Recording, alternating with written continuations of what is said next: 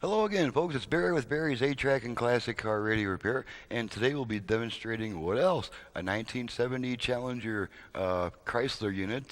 This also went into a few other types of cars. It's mainly a 1970 model, and we're just doing a quick. This has been converted to add FM and more output power. It has a line input. And not too many other bells and whistles were requested by the customer. This comes from Paul in Castac, California. And it's out of a, let's see if we can figure out exactly what it's out of. 70 Dodge Challenger. Okay, so that's pretty typical there. And let's go ahead and turn it on. Well, that's hardly comforting. Make sure everything works. One of his characters, Eugene, and we'll go ahead and run it all the way down the dial. Make sure we pick up a good 25, 30 FM stations before we do too much else. So here we go. The National Community Reinvestment Coalition.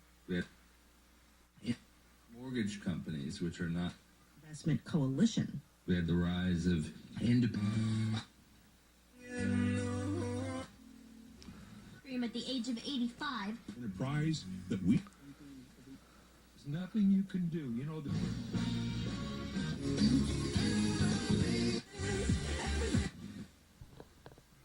the. Sorry about that, folks. Clock hour we get. Yavapalu.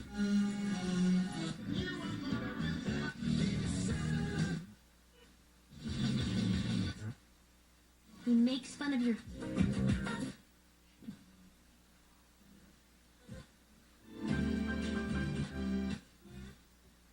15 months earlier.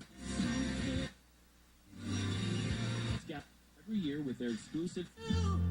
Like a bunch of losers.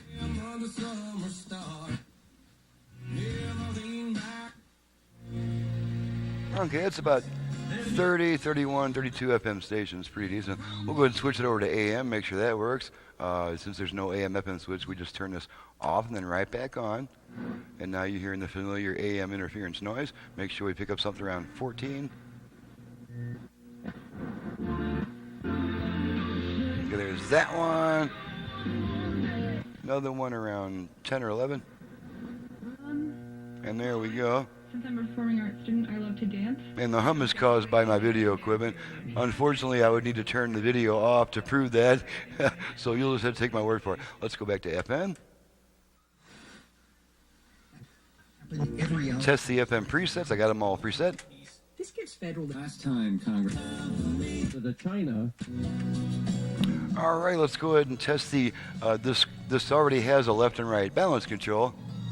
Let's go ahead and test the virtual front-rear fader. We do that by rotating the tone control twice upwards, each time returning it to its original position. So let's back it off to about halfway, give us room to rotate it. There's our 4 beeps. And you know what? I forgot to do something here, so let me just fix that real quick. I need to bring my, there we go, output level meters. Okay, we are now using a tone control to adjust our front-rear speaker balance. And now, once I have it balanced to my liking, I'm going to take my hand off the control. 1 second. You get your single beep letting us know that function's timed out. The setting's saved. This is once again just a tone control. Okay, let's test the line input real quick. Just going to feed a quick test tone into it. Make sure it changes over. There's our tone. There's our tone. Okay, it's going to be 20 seconds before the radio comes back because of a Vox circuit. You don't want this thing switching back and forth between songs or during quiet music passages when you're listening to your portable device. So this holds on to the signal a little longer than it needs to. After 20 seconds, the radio will come back. If you don't like that delay, just turn it off, turn it right back on. It cancels out that delay. Well, and there's our radio back as promised. And let me get my cameras all back where they're supposed to be. Okay, now the last thing to test is the 8-track function. We've got, I've heard that song before. Hey, this is just a stunning collection of God knows what. So here we go. Let's plug her in. To call my own and have a fickle-minded real live girl. I'm sure you can hear that both speakers are operating. Switch tracks. A bunch of times.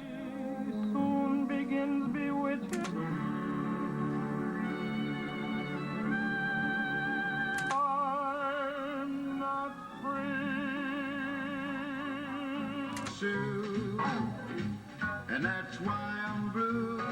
She's gone away and left me. You and your glass make this romance. Every life is in her. Alrighty, I think we've given it a pretty thorough test here.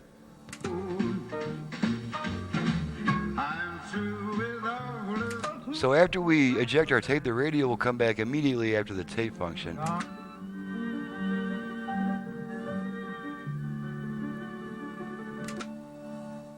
Okay, let's go ahead and eject the tape. We do that by pulling on the eject. And there's our radio back. May need to readjust our balance a little bit. Okay, all the functions are working. This concludes that everything is working properly. One thing I have not tested yet is the dial light, and I'm testing that right now, and it is working. Okay, so this completes the test. I can get back to what I was doing before, which would be another customer's unit, see if I can figure out how to get rid of all this other cool stuff. This is Barry with Barry's 8-track and classic car radio repair. Needless to say, if you have a classic car AM radio and or an 8-track player that you need to have serviced, possibly even upgraded to add Bluetooth, USB reader, line input, and all that cool stuff, you can reach me at 928-533-9666. My incredibly informative website is in the description below. Thank you very much for watching and listening. We'll see you next time.